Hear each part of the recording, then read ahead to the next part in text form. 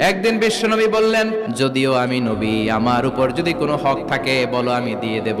কোন সাহাবী দাঁড়ায় না। এক সাহাবী দাঁড়িয়ে বলল, নবী, যুদ্ধের ময়দানে চাবুক চালানোর সময়, লাঠি চালানোর সময় এক কাফেরকে মারতে যে আপনার লাঠির বাড়ি আমার পিঠের মধ্যে পড়েছে, আপনার পিঠে আমি লাঠির বাড়ি মেরে এটারে শোধবোধ করে দিতে চাই। তিনি বললেন, আসো, তুমি এসে আমার পিঠে লাঠি দিয়ে চাবুক দিয়ে বাড়ি মারো। সাহাবী বলে, ও নবী, তখন দুর্ভিক্ষের সময়ের যুদ্ধ ছিল, আমাদের গায়ে জামা ছিল না।